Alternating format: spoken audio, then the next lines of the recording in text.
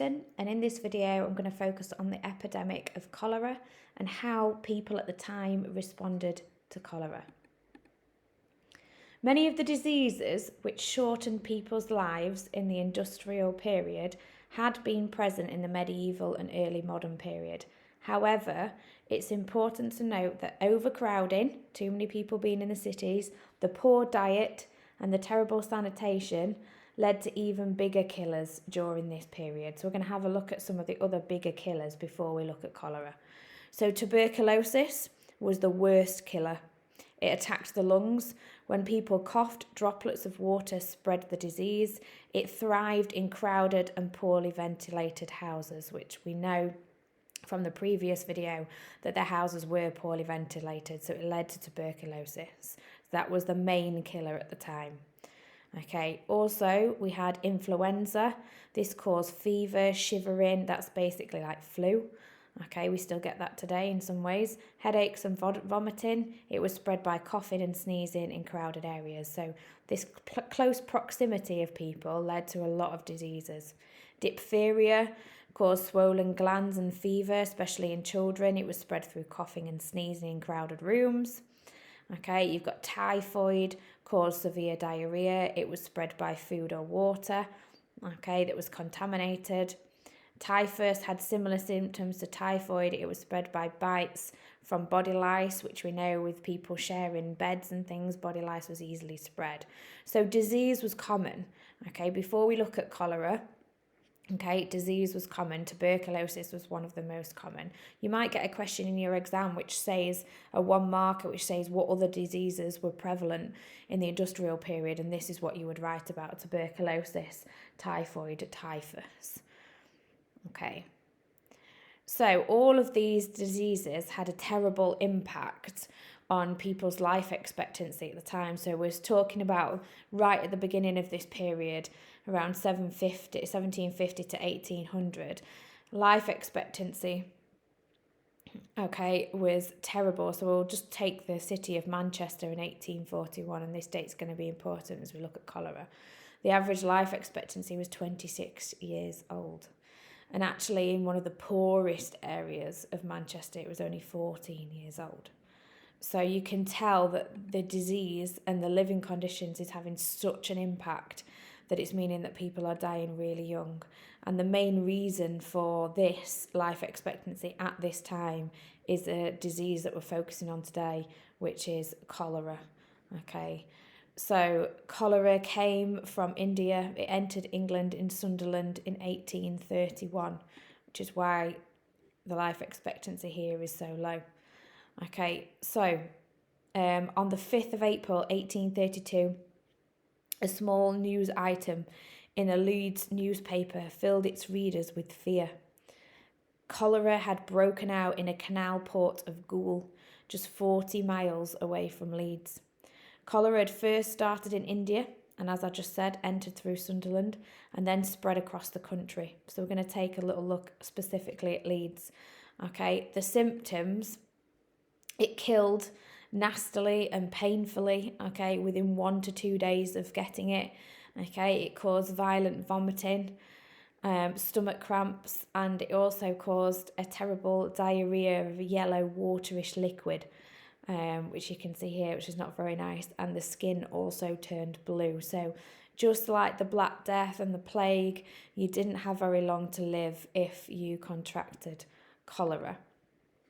Okay, and Leeds was particularly badly hit by cholera because Leeds was a really packed city, had poor health, poor living conditions, poor housing. Okay, and in one of the yards in Leeds, an area of Leeds, around 10 people shared a back-to-back house, okay, in each room or within 3 floors of it. And there was only 3 toilets for 340 people, which meant, as we know, cholera is passed by contaminated water. Okay, having these sanitary conditions led to an increase in cholera. Okay, so we're just going to have a look at, we know this is a problem, so what did they do about it? Okay, how did they respond? And when we've looked at the responses to the Black Death and the plague, you have to think about their beliefs at the time in terms of how they responded. So we're going to have a little look at Dr. Robert Baker, and in his 1833 report, he put, Barker's report clearly revealed the link between dirty living conditions and the spread of cholera in Leeds. He carefully recorded each case of cholera and produced a map using dark shading to show the dirtiest parts of the town. Baker was convinced that the bad air production by dirty streams, overflowing cesspits and dunghills caused the spread of cholera. Okay, we now know that this miasma theory was incorrect. Cholera was spread when people drank water contaminated by excrement of victims. So he was basically saying that it was linked to miasma. Okay, so this is a continuation of beliefs from the early modern period and the medieval period. Not much has changed here.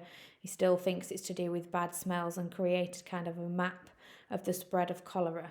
So responses really haven't changed an awful lot from previous times. That's important to note for your exam, that we're still sticking to this miasma theory. Okay, so let's have a little look at other responses that you need to know for your exam. Okay, so in desperation, people tried to find their own solutions. Okay, just like they did with the Black Death, where they'd avoid eye contact, or they'd use chamomile lotion, where they came up with their own solutions. One of them was to drink warm drinks. It was believed if you drank warm drinks, then you'd be able to stop cholera. Okay, now let's have a look at other responses during that time, the early responses when cholera had broken out. So the Board of Health released posters and newspapers that people should wash with soap at least once a week, okay, to whitewash the inside of their houses, okay, to open their windows and avoid alcohol. So this is what was published in papers, okay, by the Board of Health, the government. Okay, ironically, they were telling them to stop drinking alcohol, and actually alcohol would have been safer for them, but they didn't have an understanding of germs. So responses to disease has not changed an awful lot because of this. Okay, something else that they did that hasn't changed an awful lot was they turned to God. Now, there was less religious people at this time. Quite a few people were still Christians, but there was less than in the early modern period, but they actually continued to turn to God. They had a national day of fasting for it on the 2nd of March 1832. So again, we're not seeing an awful lot of change in response. Okay, another response is they set up cholera hospitals where victims could be isolated. Okay, so really their response is seeped in their beliefs. So they're still thinking about miasma and they don't know about germs at this point. So a lot of the way they responded wasn't particularly effective because they didn't have the answer of germs and where it was coming from. We know that cholera now is contracted by contaminated water.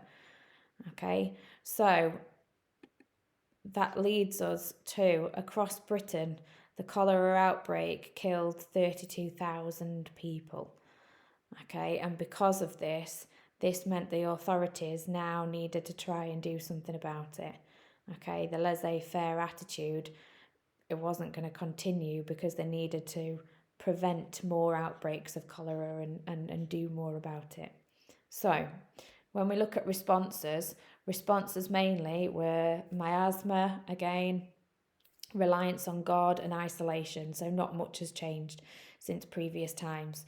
Now it isn't until 1850 and after 1850 that we find out that the disease is caused by contaminated water because of John Snow's finding the water pump, which we'll look at in a minute, and Louis Pasteur's germ theory. Okay, it takes a long time, almost until 1900s, until we start acting and in bringing in the Public Health Act. Okay, but the first responses straight after the cholera outbreak really are limited and ineffective.